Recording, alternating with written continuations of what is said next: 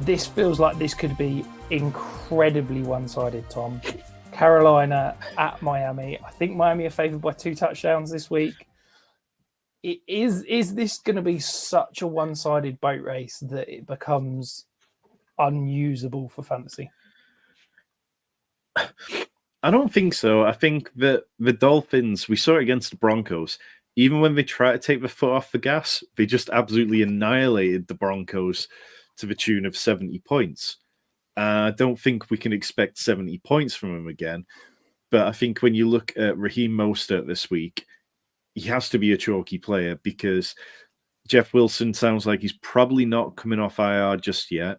So you're looking at Raheem Mostert and Salvin Ahmed as the 2 running backs. Mostert can absolutely have a good game there. I think in terms of the Miami side, Tyreek Hill is always going to get his. Jalen Waddle has been a frustrating player. He has, he's got the 1 touchdown so far. He's the wide receiver 40 with 6.5 targets per game. It's a big dip from sort of last year in games with Tua. He had like 7.5, 8 targets or so. So Waddle is probably the only question mark I would have on the Dolphins side of things. On the Panthers side, Adam Thielen, didn't want to be sat here saying this, but he looks great playing out of the slot.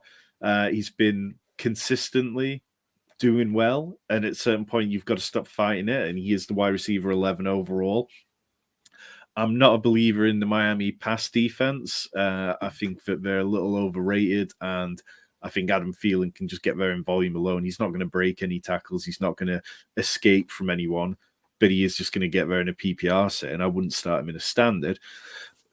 And part of the reason that he's so good is because DJ Chark, Jonathan Mingo, they can't separate. They're not doing anything. Hayden Hurst has been miserable, but he plays from the slot about 50% of the time.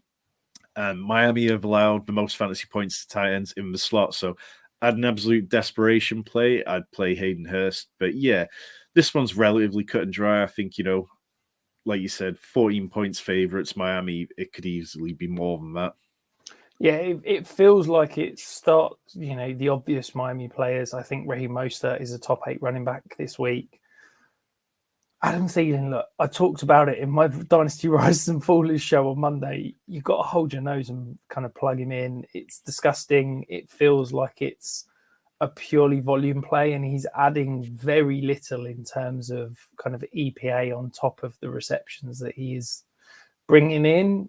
But the volume is there, and volume is king. So if you're getting kind of perhaps super aggressive, maybe you can go and attack Bryce Young, Adam Thielen as a dart throw, hope that there's some garbage time, kind of chasing potential and put up some points for fantasy. What do you think, Tom? Yeah, I won't shy away from this game. I think Tua is a little too expensive for me on DraftKings. I was writing up our weekly DFS deep dive for our Discord members this afternoon and looking at the quarterback position.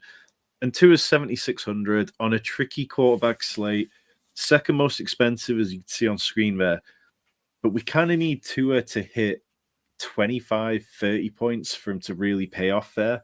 And I'm just not sure he's going to. We've seen multiple games where he's below 20 points because he can get there through efficiency and the running backs can scoop up a lot of the points. And I would struggle to start him. I definitely wouldn't start him in cash. I don't think at that price point you can. And the sneaky news, Jerry Jeudy supposedly being floated on the trade market. Martin, one of our members asks, do you think the Panthers go after Jerry Jeudy in a trade? I think it comes back to what the Broncos want for Jerry Jeudy. What the Broncos want for Jerry Jeudy. We've been hearing this for ages now that he could be traded. But you've kind of got to remember that the Panthers, they gave up a lot of picks to go up and to get Bryce Young this year. They have their own second rounder next year. They have their own third rounder, fourth rounder. Obviously, I don't think it's going to take a first to go and get Jerry Jeudy. But, they should do. It's the kind of move which would be good for Bryce Young. But I just kind of believe in team building from a different position a lot of the time. I think, if you could trade for someone, then going and trading for an offensive lineman or a good defender would be my instinct. But yeah, if they can get him for a third round or something like that, then that absolutely would make sense. Yeah, I think the challenge is that if we're talking price, it doesn't make any sense for the Broncos to accept anything less than a second, because it's his fifth year option next year, but then you can let him walk. And with the way the receiver market works in free agency, you can guarantee he's going to get a big contract. He's going to be able to get a third round comp pick for him.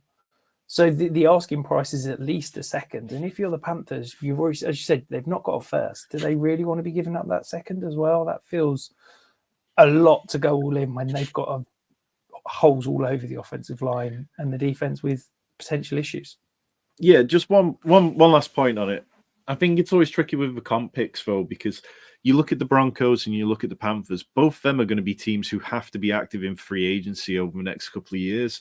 And the moment you have to be active in free agency, you're probably losing comp picks by signing players to decent deals. So, yeah, I think the only alternative that I could see the Panthers doing, which is something I heard floated on the PFF podcast, is if they could trade Brian Burns to the Broncos for Jerry Jeudy and a second and a pick with Jerry Jeudy. And that way, yeah, Broncos are getting that stud the end that they can build around. They've just let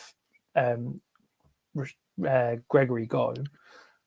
The Panthers get their number one wide receiver, but then they also get additional draft capital that they can then build around Bryce Young. I think that was a really interesting option and something that I could definitely see happening. I think given how bad the Panthers have been, accumulating more draft picks to make up for the ones they're missing would be a fantastic idea, however they do it.